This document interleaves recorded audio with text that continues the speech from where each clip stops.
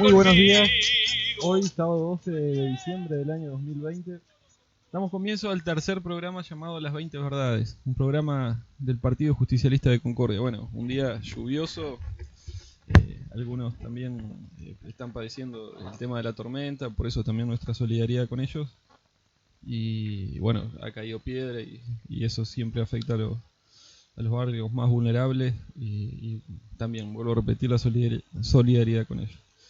Como siempre, agradecemos a FM Lourdes por el espacio, también al compañero Juan Carlos Cresto y a todo el Consejo Departamental Justicialista. Hoy, como en todos los programas, tenemos un invitado especial. Hoy va a estar junto con nosotros durante el transcurso del mismo el doctor Emiliano Delgado. ¿Cómo estás, Emiliano? Hola Juan, hola Semi, hola Juan, hola a toda la audiencia, ¿cómo están? Un gusto y gracias por la invitación. Y es muy lindo el programa, está bueno esto de hacer estos tipos de charlas y ver el adoctrinamiento que debe tener el justicialismo hoy en día, y este programa lo está llevando adelante. Muchísimas gracias. Bueno, para quienes no lo conocen, el compañero Emiliano es coordinador de la Secretaría de Trabajo de la provincia de Entre Ríos. Bueno, también agradecerle a Pablito Naño que siempre nos acompaña en la operación. Como ya creo que saben, Facundo Pérez y quienes habla Juan Domingo Gallo estamos encargados de la conducción. Bien, como ya lo hemos referido en otros programas, el objetivo de juntarnos todos los sábados y demás es analizar las 20 verdades justicialistas. Entendemos que en esas 20 verdades están los principios fundamentales de no solo del justicialismo como doctrina, sino también una guía para todos los actos de gobierno y también para analizar las organizaciones políticas. Entonces, en esta idea que surge de Juan Carlos Cresto, también nosotros nos dimos cuenta de cómo analizando eso nosotros podemos actuar, ya sea como militantes, como empleado público y también aquellos que tenemos la responsabilidad de tener algún cargo como Emiliano y quien les habla. Bien, corresponde ahora un poco analizar lo que fue el anterior programa. Como vos siempre decís, Facu, las verdades no son una cuestión aislada, sino que una se interconecta con otra. Claro. Entonces, bueno, Emi, si me haces el favor, ¿podrías leer la tercera verdad que fue la que analizamos el anterior programa? Bueno Juan, la tercera verdad de las 20 que dejó el general dice: el peronista trabaja para el movimiento, el que en su nombre sirve a un círculo, a un caudillo, lo es solo de nombre. Exactamente. Bien, cuando analizamos esa verdad, lo que descubrimos, digamos, es que aquel militante, aquel funcionario o aquel que toma decisiones siempre tiene que tener los ojos puestos en lo que beneficia al movimiento. Cuando yo, como funcionario, como militante, tomo decisiones para favorecer un círculo, para favorecer un caudillito, porque así nos dijeron que lo de un caudillito, ahí no estoy trabajando o estoy trabajando en contra de esta verdad y por ende soy solo peronista de nombre. También eso sería un primer punto. El otro punto dice que cuando siempre que analizamos las verdades nosotros solemos definir un poco los conceptos y también tratar de actualizarlos, porque en esa definición también hay que tratar de ver si es contemporánea y si no, cómo se aplica.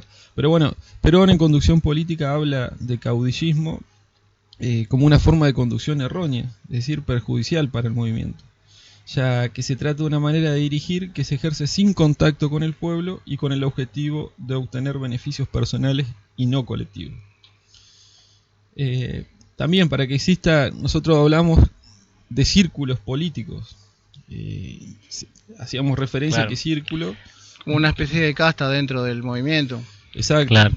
Que se instaura y bueno, después genera eso que vos estabas hablando de beneficios que solamente se notan en los círculos cerrados y no al movimiento y en general al colectivo. Exacto, así como existe el caudillismo como desviación de la conducción, también existe el sectarismo o círculo político, que por lo general, como hablábamos, es una especie de un montón de personas que se ponen detrás de una persona que tiene una responsabilidad política, una figura política, y funcionan como una especie de guardaespaldas o aduladores o comúnmente alcahuetes o corre ve y dile, y esos no permiten... Bufones le decían a los reyes también. Exacto, ¿no? Exacto.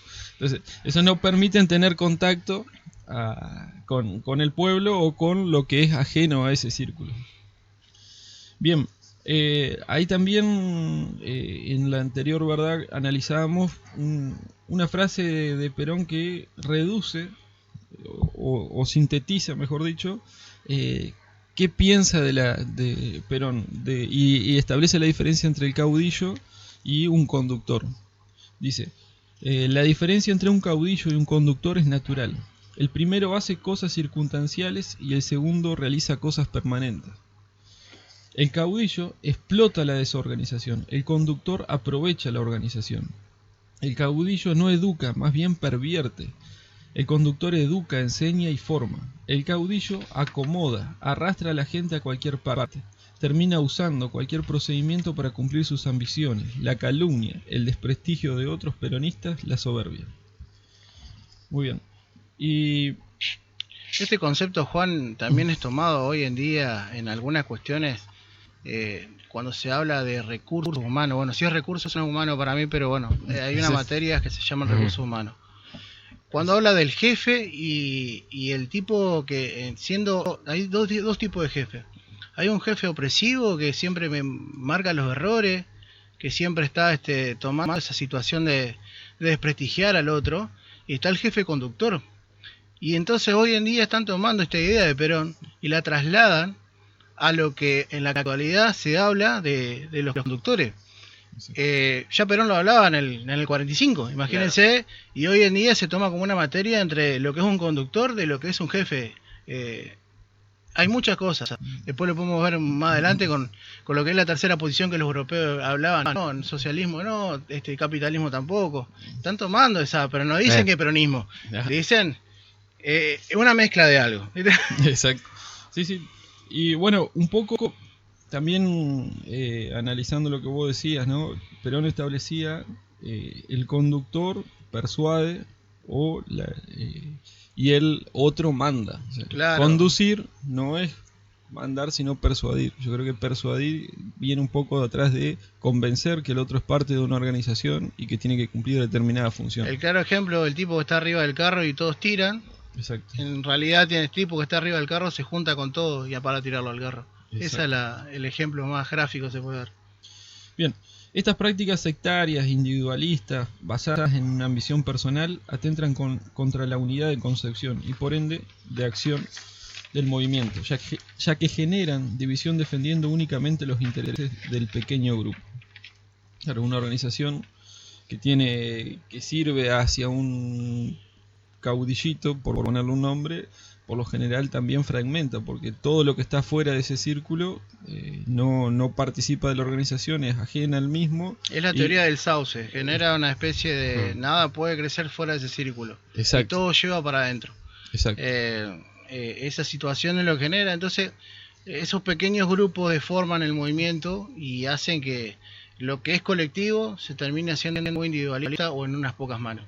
Exacto, y lo que nosotros veíamos con Facundo era que no es un vicio que está de manera constante, de manera permanente. Cualquiera puede caer en eso. Está arraigado, creo. Exacto. Y si no advierte, uno que tiene función pública o participa de una organización, se da cuenta de que siempre hay un grupo de personas que tiende a decir, mirá, a cerrar un círculo, a ser de confianza y no que ese círculo se vuelva impermeable, ¿no? Entonces sí, bueno, hay que advertir bien quién dice las verdades, quién te cuenta las cosas que suceden en la ciudad, cómo te las cuentan y demás, porque si no podés caer en el error, digamos, de conducir algo sin tener noción de lo que realmente está sucediendo. Claro, es lo que por ahí en lo que vos hablás, cuando hablo de funciones públicas, hay que trabajar en equipo, en el área que te toca, es un trabajo de equipo completo con toda la gente que lo integra. Más allá de su ideología, más allá de su personalismo, la persona que dirige tiene que tener un equipo de trabajo que se dedique a cada cosa, a cada estamento, a cada situación y que tenga un solo beneficio, atender a la persona y que todo eso, los recursos que tenemos, que se vuelquen ahí. Entonces, desde ese punto de vista práctico que vos das, Juan, creo que se denota mucho en la función pública y bueno, de hablar de vuelta de lo que es el líder o jefe o las diferencias que hay, como decía. Exacto. Muy bien, entonces decimos, un poco ya resumiendo, en política se puede actuar de dos maneras: se trabaja para el movimiento o se sirve a un caudillo y a su círculo político. Actuar de esta segunda manera es antiperonista. Él o la militante peronista debe destinar su esfuerzo a fortalecer el movimiento en su conjunto. Bien, y acá también, ¿no es cierto?, cuando alguien gana una elección, cuando alguien hace algo, digamos, que es beneficioso para la ciudad, el que triunfa tiene que ser el movimiento, no ese Exacto. caudillo o ese círculo político. Entonces, los logros no se los atribuimos a... Fíjate que siempre en los actos políticos y demás se recalca eso, ¿no?, el labor del militante, el labor de tal cosa... o el trabajo en conjunto. El justicialismo tiene mucho de eso, digamos. El que gana las elecciones no es solo una persona, es todo un movimiento. Es un equipo que Claro, tiene y atrás y es... Claro, ganamos todos, no gana solo una persona y no es gracias a esa persona. Sin duda que quien dirige algo tiene una responsabilidad. Una facultad de poco facultades, más. pero Sí, pero también solo, no. lo analizábamos. Pero solo no llega. Lo analizábamos incluso llevándolo a algo más reciente, a lo que sucedió en las elecciones de diciembre del año pasado, que bueno, que justo hace unos días se cumplió un año de que volvió a ganar las elecciones el justicialismo o el movimiento peronista, como querramos llamarlo.